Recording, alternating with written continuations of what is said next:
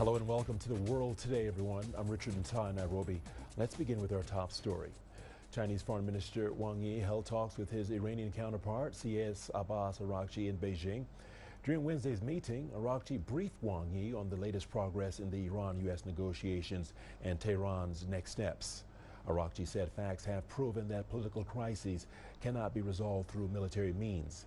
He said Iran will resolutely safeguard its national sovereignty and dignity while building consensus through peaceful negotiations to seek a comprehensive and permanent solution. The Iranian foreign minister said the Strait of Hormuz crisis should be resolved as soon as possible. He said Iran highly appreciates China's efforts in maintaining and promoting regional peace and stability. Wang Yi reiterated China's position on the situation, stressing that since the outbreak of hostilities, Beijing has been actively promoting peace and facilitating talks. Wang said that a comprehensive ceasefire was urgently needed. He added that China supports Iran in safeguarding its national sovereignty and appreciated Iran's willingness to seek a political solution through diplomatic channels. Regarding the Strait of Hormuz, Wang said the international community shared a common concern over the restoration of normal and safe passage. Wang said China hopes the parties concerned will promptly respond to the strong calls of the international community. The United States has declared a pause in its operations to reopen the Strait of Hormuz and said its military strikes on Iran are over. President Donald Trump said on Tuesday that temporary halt to Project Freedom is intended to see if an agreement with Iran can be reached. The blockade of the strait will remain in force, however. On the same day, Secretary of State said the U.S. military campaign on Iran, dubbed Epic Fury, was over.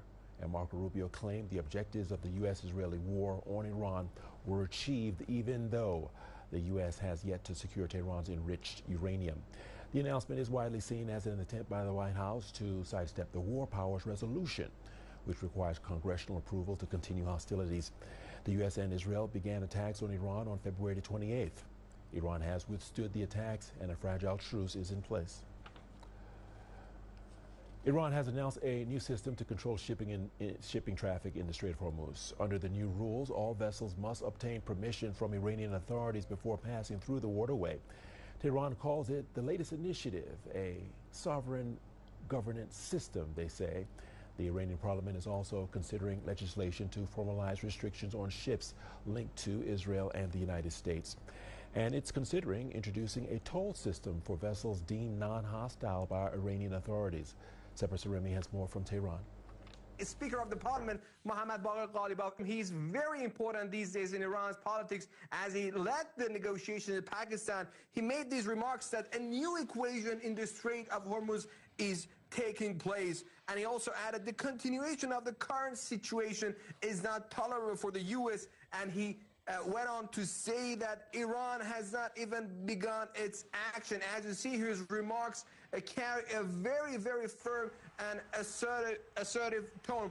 On the other side, Fars news agency, as you know, it's IRGC affiliated media outlet, citing local sources, said that the claims of U.S. regarding blowing up IRGC boats are not true, and U.S. has blown up civilian boats, 2 boats, and killed also 5 passengers in those boats. And tensions are rising in the Persian Gulf and the Strait of Hormuz. And both, the Iranian officials, the president, the foreign minister, and also military leaders are saying that Iran is ready for any kind of scenario in coming days. Traders are pushing back their expectations on the full reopening of the strait. Traders on the market prediction platform Kalshi give a 54% chance that traffic will return to normal before September and a 44% chance before August. Experts have warned investors may be underestimating the shocks of surging energy costs. They say it won't just affect Asia, which relies heavily on oil from the Middle East, but broader global markets as well. U.S. President Donald Trump insists disruptions from the Strait standoff have not affected U.S. oil supply or its economy. But the National Retail Federation warns of huge pressures across the supply chain. Our correspondent Edith Tiansan reports from Los Angeles. Import volumes at major U.S. container ports have not yet been directly affected by the Iran conflict, But rising fuel and commodity costs are already creating new challenges for retailers and suppliers. The supply chain is global, and disruptions anywhere along it can have ripple effects, whether it's rerouting of vessels, equipment out of position, higher fuel costs for shippers, or rising gas prices that leave less money in consumers' pockets. Retailers continue to monitor the situation on a daily basis and are working with their transportation partners to minimize any impact.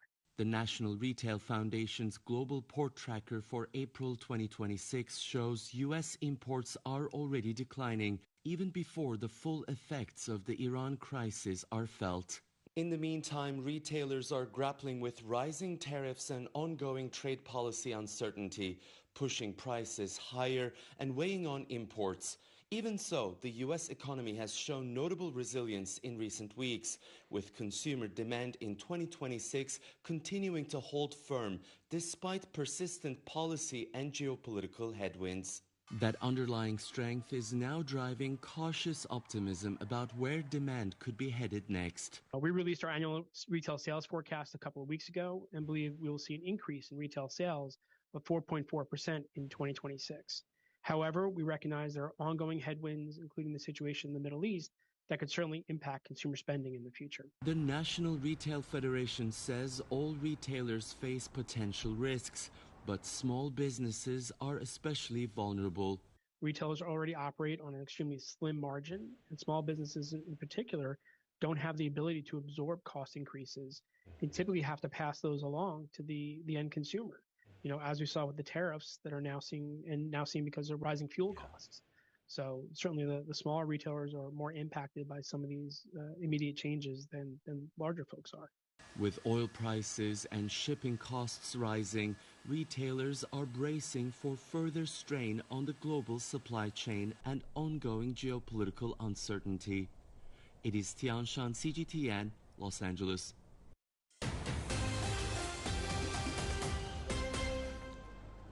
Russia and Ukraine have announced unilateral ceasefires, yet have also launched deadly strikes on each other ahead of the truce. Russia says it will observe a unilateral ceasefire on Friday and Saturday as it prepares for Victory Day events related to World War II. The Russian Defense Ministry said it expects Ukraine to follow suit and warned of retaliation on any attempt to disrupt the celebrations. Ukrainian President Volodymyr Zelensky declared a ceasefire from today, saying it could be extended if Russia agrees. The UN welcomed their moves and expressed hope both sides would respect the truce. Ahead of the ceasefire, however, the two sides traded deadly strikes. At least 7 were killed and dozens were injured in Ukraine's drone and missile strikes in central Russia and Crimea. Russian attacks across eastern and central Ukraine killed at least 27 people and injured more than 80. Japan says it has launched an anti-ship missile during the U.S.-Philippines Balikatan exercise. This marks its first overseas launch of an offensive missile since World War II. China criticized the move, saying it reflects Japan's flawed view of history and growing militarization, warning it threatens regional peace. The former aggressor has not only failed to deeply reflect on its historical crimes, but is also using so-called security cooperation as a pretext to deploy military forces overseas and launch offensive missiles.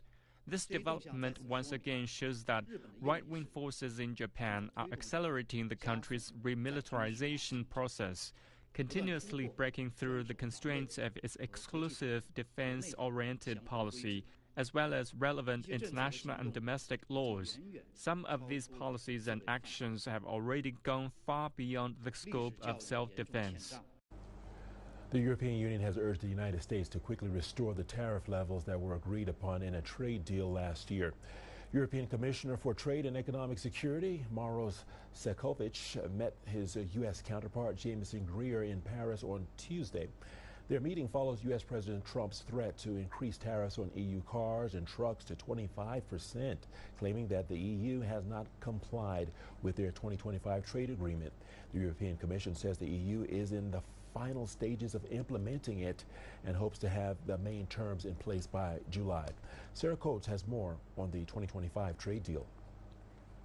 This really goes back to an EU-US deal that was struck last summer in Scotland, which would have largely seen tariffs on EU imports into the United States, mainly cars and trucks, capped at 15%, which was at a much lower rate than what the US President Donald Trump was threatening. Now, in return, the EU would have then lowered tariffs or even dropped them on some American industrial items, as well as really the broader package, seeing the EU having to purchase American electricity and also invest in the US economy. Now, because the EU had to really push parts of this through the European Parliament and then get the agreement of these 27 member states, it did see a bit of a hold-up in actually getting this through, getting it implemented. Now, Washington then said Brussels has been dragging its feet. It hasn't been keeping up with its part of the deal. Brussels then came back and said, yes, we have. It's just been taking a little bit longer because we need to get all these member states to agree, etc. And then it was just last week that we heard this announcement from President Trump saying that this 25% tariff would be imposed on EU vehicles, this is cars and trucks, as early as possibly this week. The French President Emmanuel Macron, he's in Armenia. Let's take a listen to what he had to say. We support free and fair trade and adherence to World Trade Organization rules. From the outset, we have adapted. Agreements have been signed and they must be respected. If they were called into question, everything would be reopened. And if any country were threatened with tariffs, the European Union has equipped itself with instruments which must then be activated because that is their purpose. So yes, everything is on the table. So obviously we heard there all options are on the table. We know that these EU representatives are meeting at the European Parliament, really trying to get this through. Time is of the essence, I should say, but we are certainly following this because if these 25% tariffs are imposed on these EU vehicles, it would really cause a very big hit. And we end the show with what everyone is talking about online and unpack what really is behind the clicks, the likes, and the shares. Here's a look at the so-called 5,000 drone show lighting up Chongqing in southwest China. The mountain city has never looked more spectacular. Let's take a look.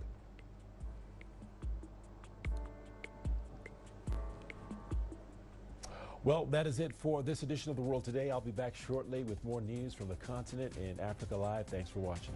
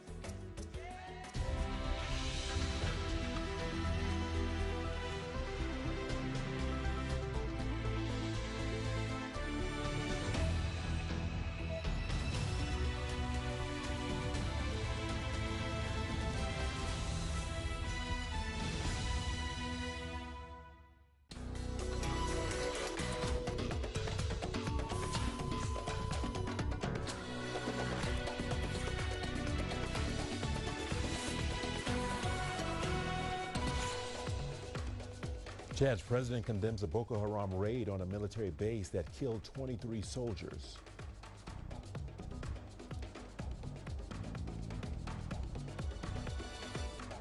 Sudan recalls its ambassador to Ethiopia over claims the country was involved in recent attacks on Khartoum.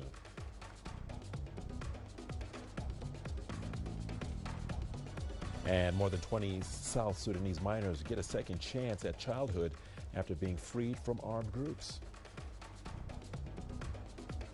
Hello and welcome to Africa Live. As always, great to have you with us. I'm Richard Nta, live in Nairobi. And for those of you joining us from across the continent and around the globe, we thank you for joining us. Let's take a look at other stories making headlines this hour.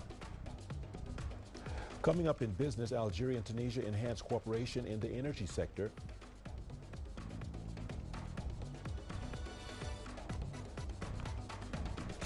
And in your sports news, we drop in on the World Team Table Tennis Finals in London, and there's good news for Egypt. Once again, a very warm welcome to Africa Live. We'll begin in Chad, where 23 soldiers have been killed after Boko Haram militants raided a military base in the Lake Chad region. 26 soldiers were also injured. An army spokesperson says the assault on the Barka Tolaroom Island base occurred on Monday night.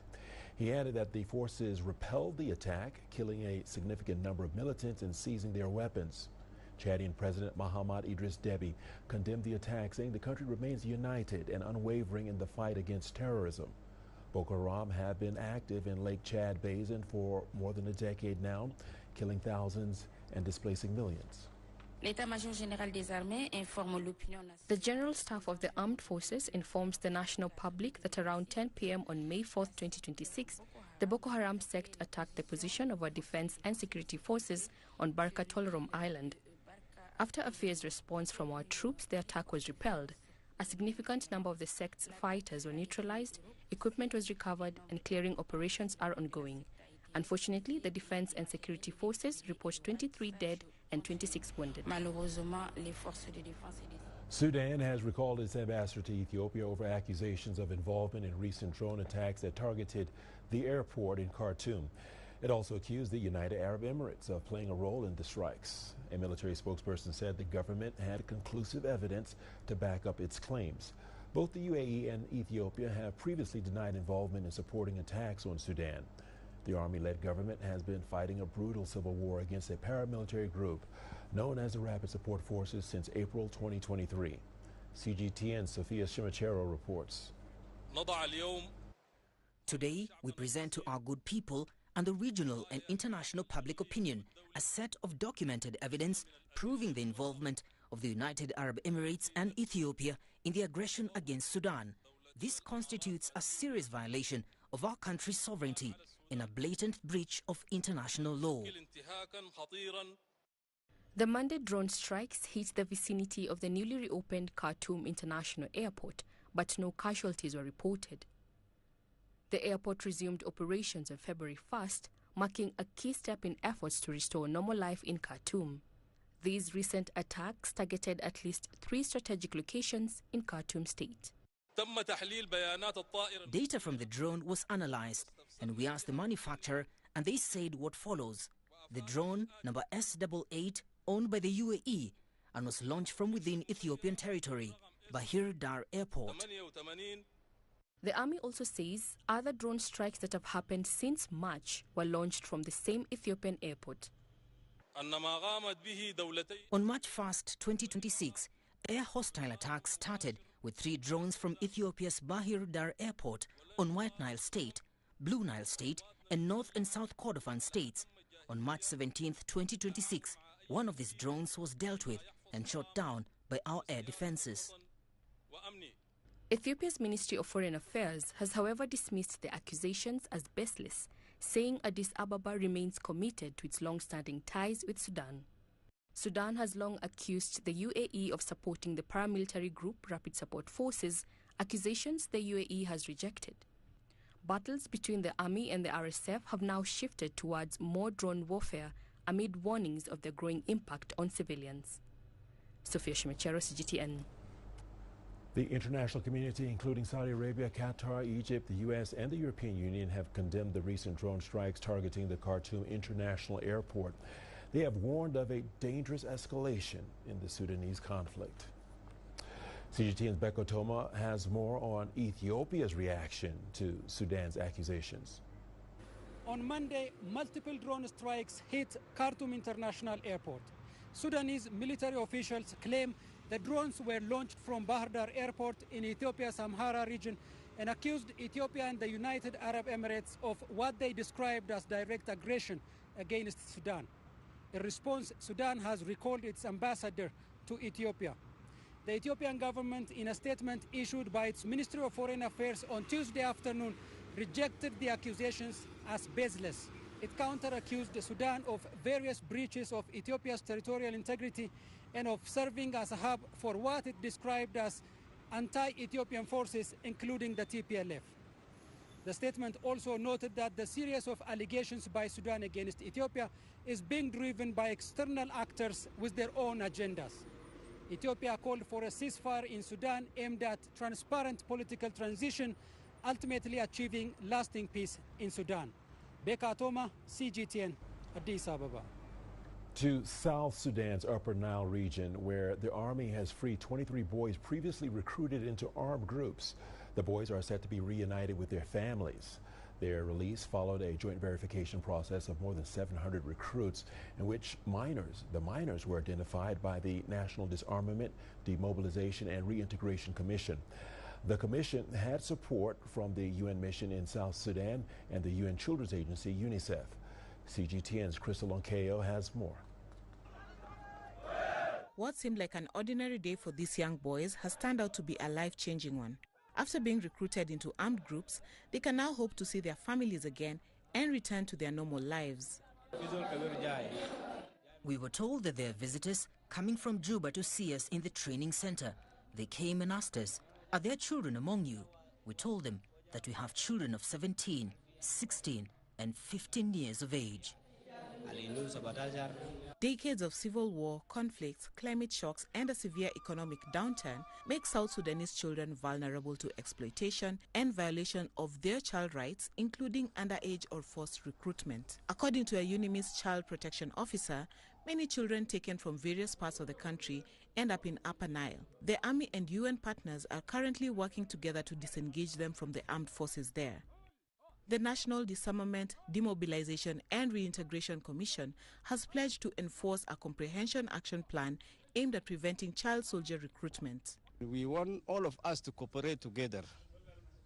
If any cases has been raised, then it has been taken officially to the headquarters of the SSPDF, and then we are committed to see to it that it is addressed and children are back to their families, because those are the futures of South Sudan. I'm asking the guardians and the fathers of the children that have been released, please take care of these children. Don't let them again go to where they can find themselves into the army, because they are still young.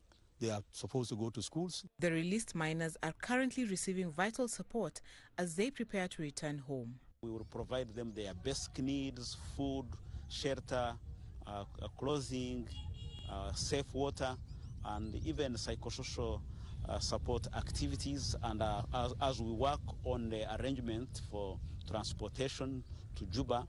According to UNICEF, the exact number of child soldiers in South Sudan is unknown because the crime is not reported by the perpetrators and poor birth registration make age verification difficult. And as the army and agencies work together to free the ones they can, they say sustained peace cannot be fully realized without protecting children. Crystal Onkeo, CGTN. Nigeria's foreign ministry says it is working to repatriate some of its nationals from South Africa. It comes amid a new wave of anti-immigration protests in the southern African nation and reports of xenophobic attacks. Nigeria is also seeking an impartial investigation after noting that 2 of its citizens died in police custody in South Africa. No Nigerians were killed in the last week's protests against migrants in South Africa who have been targeted over the years and accused of taking jobs in a country with high unemployment. Nigerian officials have described the repatriation effort as voluntary and said more people were expected to sign up. Those that have indicated interest for voluntary return to Nigeria are some persons that don't have, will I say, legal requirement to live in South Africa. Maybe those that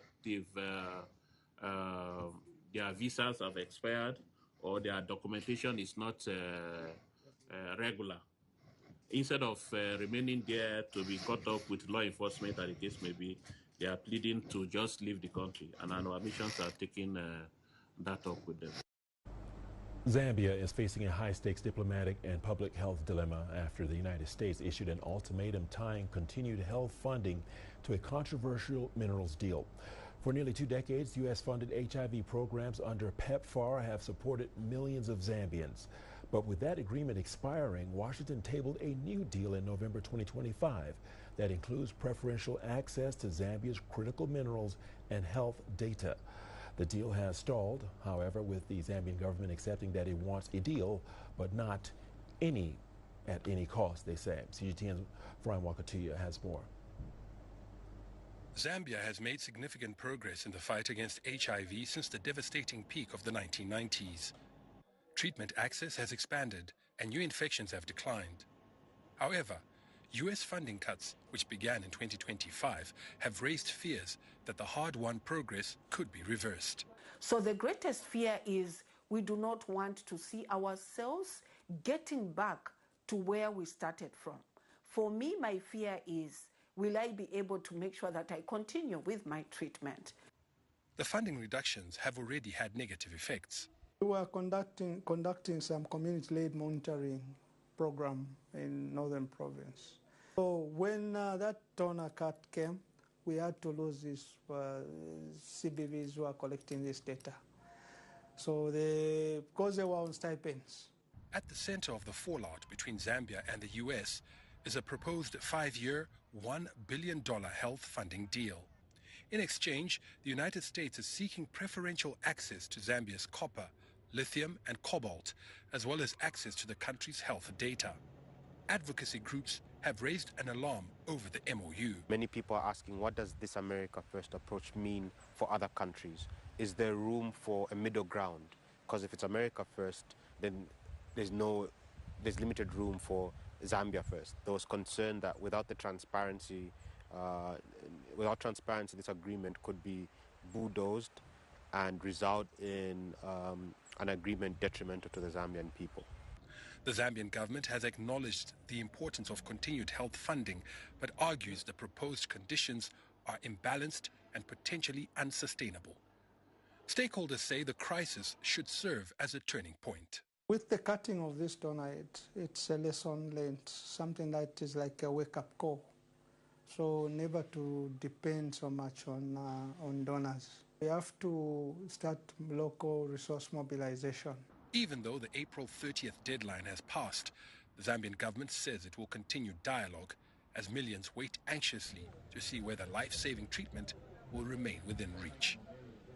Farang Wakutuya, CGTN. And from South Africa, the country has started exporting its first shipment of plums to China as part of a new stone fruit trade protocol concluded recently. The shipment comes as 53 countries across Africa now enjoy zero tariff access to China's market in what is another major boost for the country's agricultural sector. CGTN's Travis Andrews has more with this report. African Delight and Ruby Star. These are the plum varieties that are now destined for the Chinese market after South Africa signed a stone fruit trade protocol with China.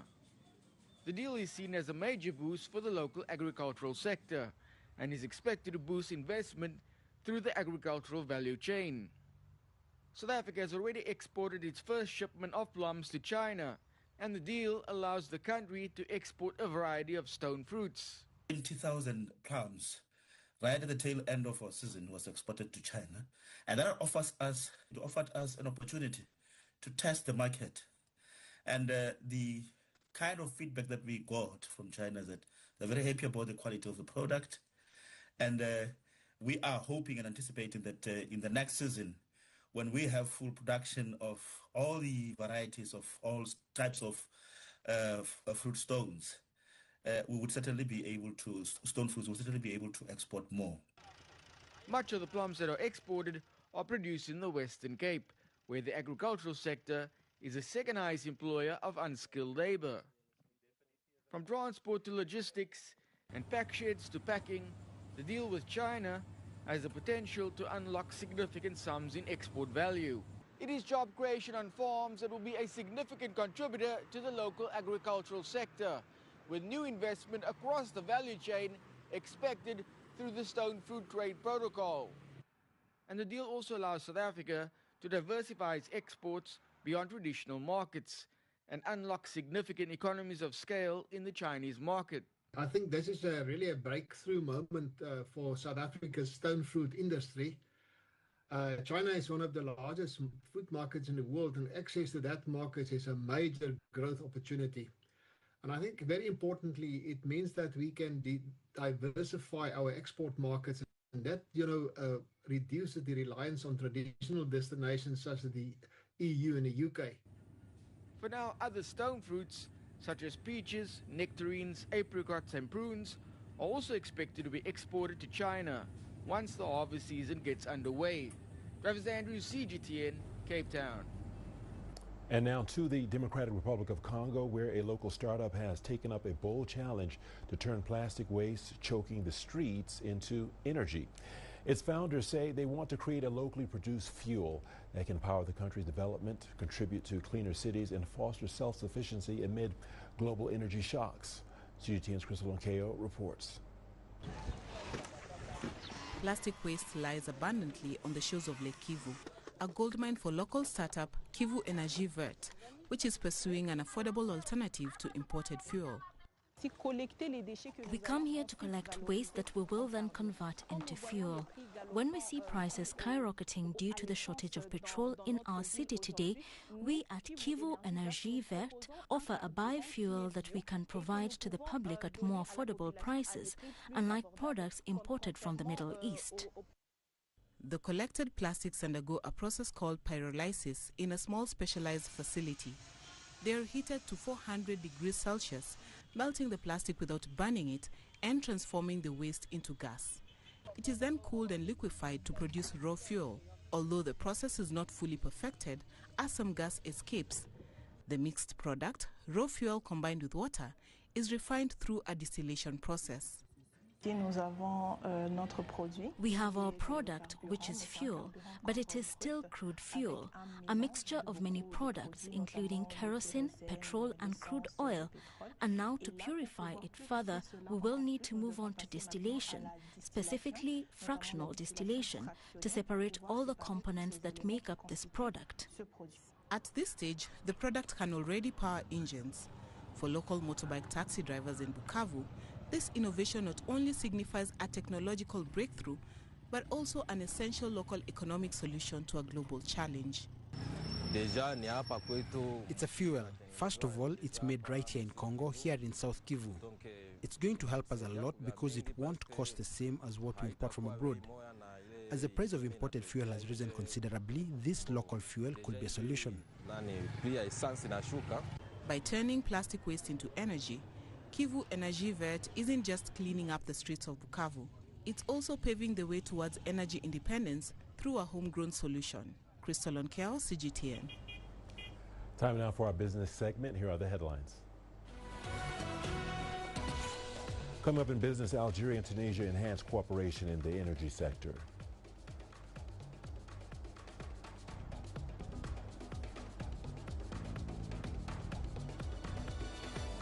And Malawi launches a vital railway linking a key industrial area in the capital to Kamuzu International Airport.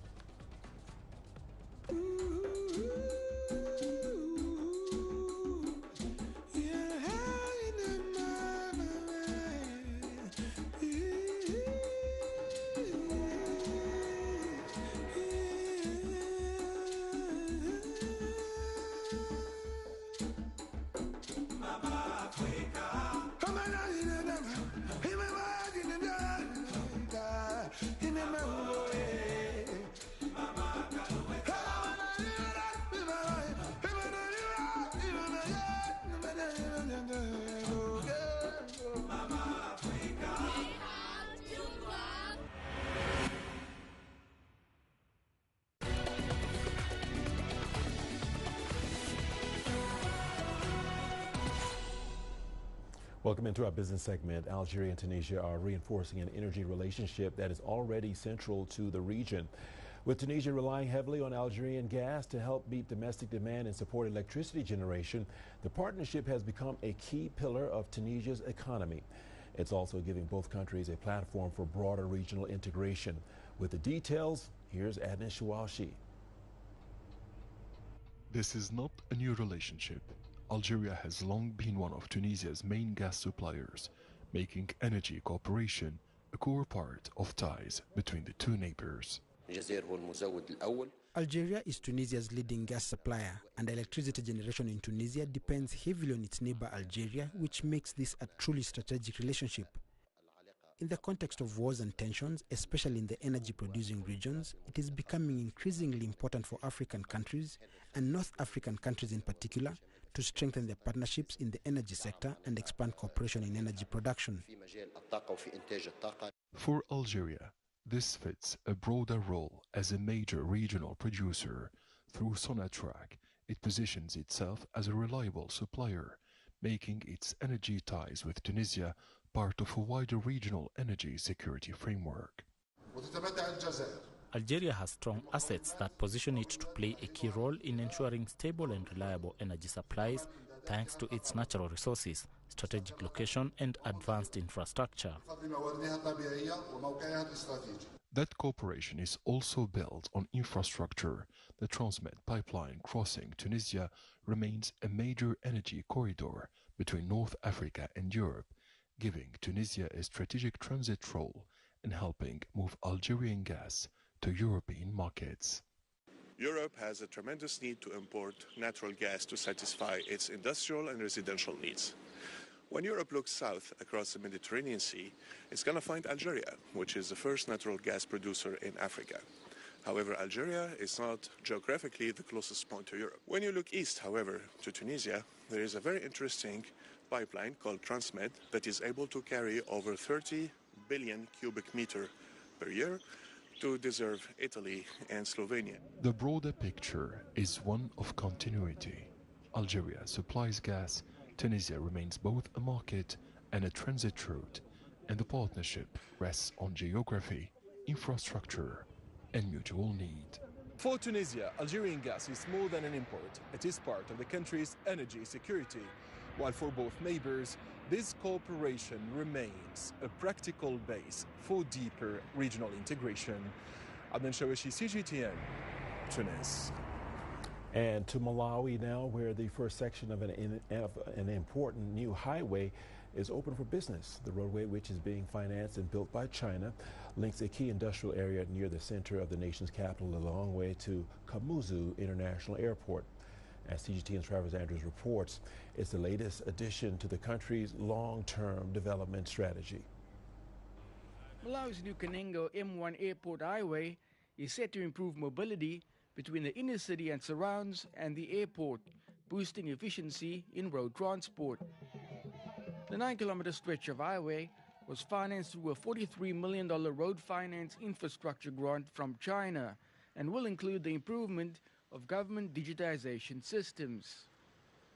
The first section of the highway has been completed and has been upgraded from a single lane to a dual carriageway and includes a cycling lane as well as solar-powered street lights. China will once again support the upgrading of the M1 road in its second phase from Kanengo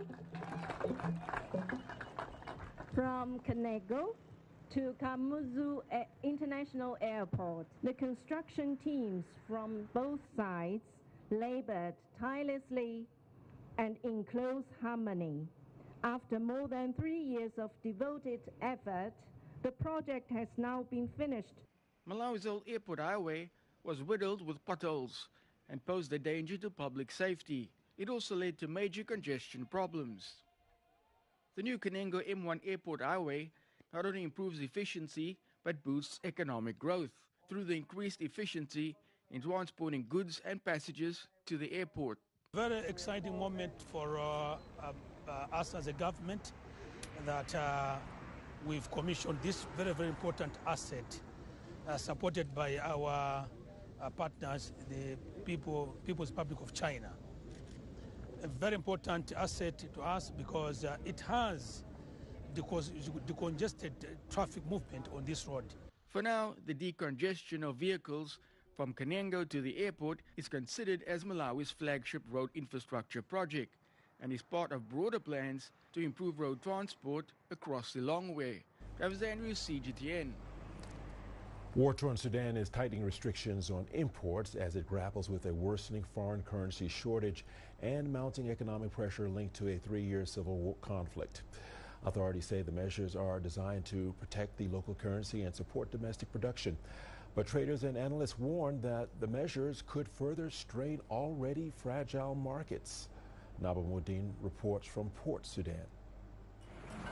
For many people, access to everyday goods in Sudan is becoming increasingly uncertain. New restrictions on imports are limiting the flow of products into local markets.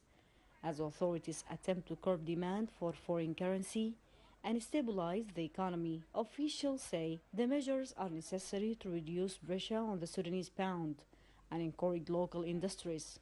But in a country heavily reliant on imports, the impact is already being felt across several sectors. Traders say supply chains, already disrupted by insecurity and transport challenges, are now facing additional pressure. Delays, reduced stock, and rising costs are becoming more common, particularly for food, consumer goods, and industrial supplies. These restrictions are making it harder for us to bring in goods. Prices are already high, and now supply is becoming less predictable. Customers are struggling, and so are we. Sudan has faced repeated shortages of essential goods since the conflict began in 2023. According to the World Bank, after 2 years of significant economic contraction, the Sudanese economy picked up a little in 2025 with minor growth, but inflation is still very high at 68% year-on-year in December 2024, and many households are seeing their purchasing power decline. Economists warn that while the restrictions may ease pressure on foreign currency reserves, they could also contribute to further price increases in local markets. The Sudanese government's ban on importing certain non-essential goods such as processed milk, baked goods, leather and handicrafts could boost local production and entrepreneurship. It may also reduce demand for foreign currency amid ongoing economic pressures. The move is strategically sound and could help stabilise the exchange rate. However, long-term recovery will require deeper structural reforms to address trade imbalances and support sustainable growth. Businesses that depend on imported materials are among the hardest hit. Many are struggling to maintain operations as access to supplies becomes more limited and unpredictable. For consumers, the concern is immediate. Fears of additional shortages and rising living costs are growing as economic pressures continue to mount. While authorities aim to stabilize the economy and support local production, challenges remain significant. Ongoing conflict, disrupted transport routes, and limited access to foreign currency continue to complicate recovery efforts. As Sudan tightens import restrictions, the balance between economic stabilization and market stability remains uncertain, with businesses and consumers bracing for further pressure in the months ahead. Neba Muhiddin, CGTN, Port Sudan. Let's turn our attention to China, which recorded a significant increase in travel and tourism over Labor Day holidays. And as CGTN's Cheng Tong reports, Shanghai was among the major cities to profit. Cheng Tong now reports.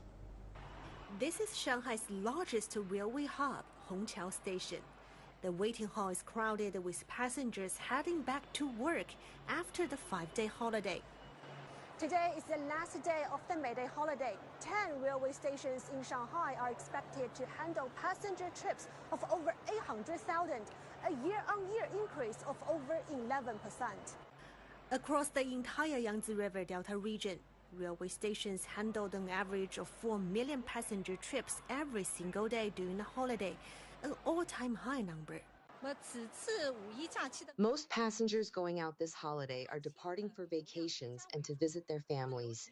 We've added 82 trains to reach provinces including Anhui, Fujian, Hubei, Jiangxi, and etc. Next to the Hongqiao railway station, Shanghai's Hongqiao Airport is welcoming a large visitor flow too. We traveled to Macau, Sayar, and Guangdong. My husband and I used our marriage leave to travel abroad during the holiday for over 10 days. As of 4 p.m. on May 5th, the number of passengers passing through Shanghai Hongqiao Airport's border checkpoints rose by more than 12% year-on-year. Most inbound tourists are arriving from the Republic of Korea and Japan. According to Trip.com, inbound travel bookings for Shanghai surged 130% year-on-year, ranking first nationwide. Considering the large passenger flow during the holiday, we've strengthened the operation inspection of the border, evaluated the flow, and deployed more staff at the border to ensure a smooth entry and exit procedure at the border. Shanghai rolled out a series of culture and commercial events during the holiday, including the Double Five Shopping Festival, the Shanghai International Flower Show, and the Shanghai International Coffee Culture Festival. Total travel spending in the city exceeded 21 billion yuan, more than $3 billion during the holiday period. Chen Tong, CGTN, Shanghai. And time now for our sports segment. Let's take a look at those headlines.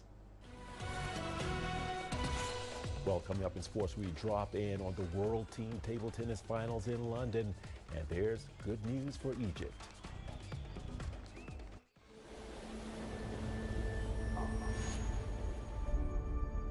How would you create your legend? On the fields, on the tracks, in the arenas of Africa. Were you born to be a player? Could this moment be yours?